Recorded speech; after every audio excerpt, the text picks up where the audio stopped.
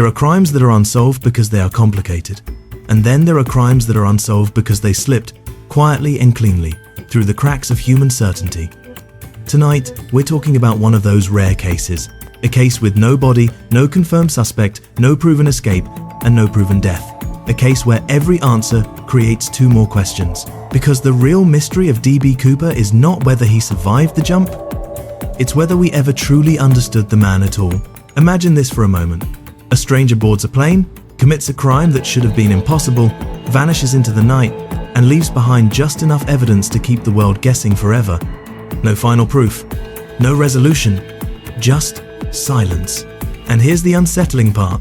What if the reason this case remains unsolved isn't because it was too clever, but because we've been asking the wrong questions for more than 50 years? Let's start there.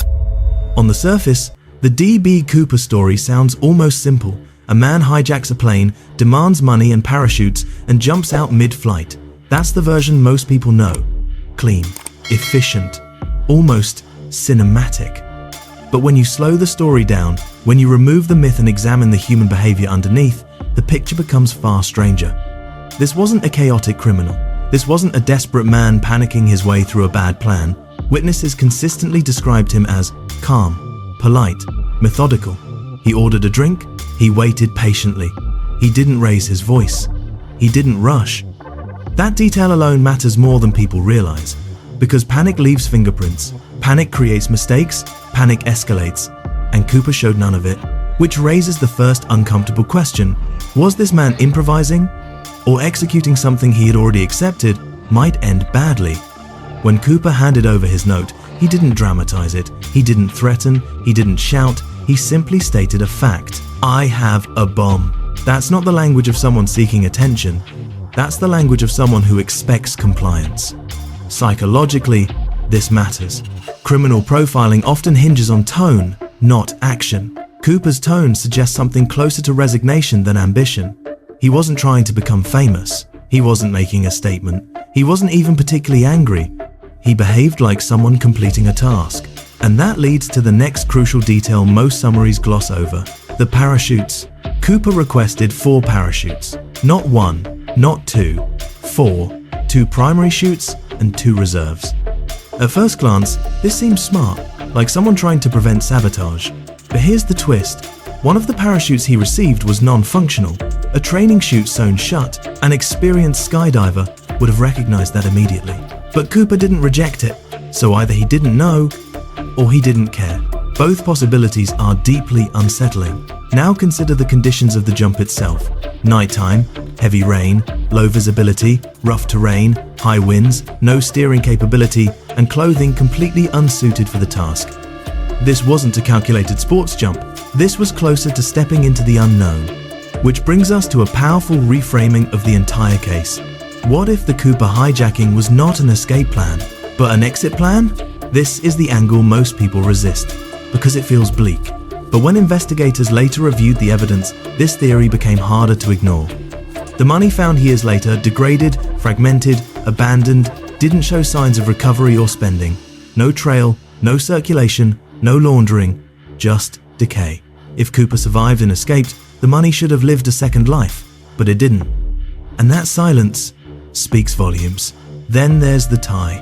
The tie is one of the most fascinating artifacts in criminal history. A mundane object that survived when everything else disappeared.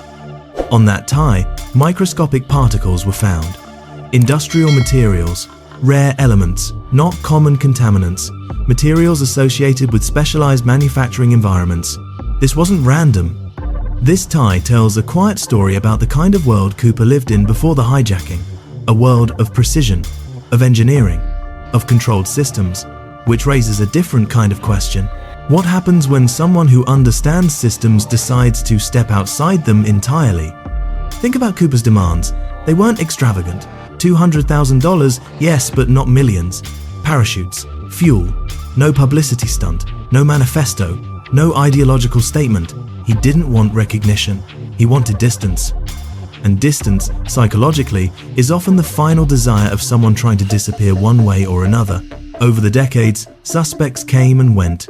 Confessions surfaced. Deathbed admissions. Family members convinced. Journalists hopeful. investigators skeptical. Each suspect fit part of the puzzle and failed another. Too young, too old, wrong build, wrong timeline, wrong psychology. And eventually, the case began to suffer from something far more dangerous than missing evidence: narrative exhaustion. When a mystery lasts too long, it stops being investigated and starts being curated. People choose the version they like best: the clever outlaw, the skilled parachutist, the man who got away with it all. But reality doesn't care about good stories. Reality leaves patterns. And Cooper's pattern doesn't scream success, it whispers something quieter: acceptance. One of the most telling moments comes from investigators themselves. After years of chasing theories, recreating flight paths, modeling terrain, and reviewing weather data, the conclusion became increasingly uncomfortable. No skilled jumper would have chosen that moment. No expert would have worn those shoes. No professional would have ignored the equipment limitations, which suggests something deeply human. Cooper may not have been planning to survive. He may have been planning to end on his own terms. And if that's true, then the Cooper case transforms completely. It stops being a crime story and becomes a meditation on control. A man who calmly orchestrated his final moment. A man who ensured no one else was harmed. A man who left just enough mystery to prevent closure, not because he wanted fame, but because uncertainty was the only thing he could still command. This is why the case refuses to die. Because unresolved stories don't just ask questions, they mirror something inside us. Our discomfort with not knowing, our need for endings, our fear that sometimes people step outside the narrative and are never found again. So did D. B. Cooper survive? Maybe. But the more haunting question is this: if he didn't, did he succeed anyway? Because decades later, we are still talking about him, still searching, still imagining, still arguing.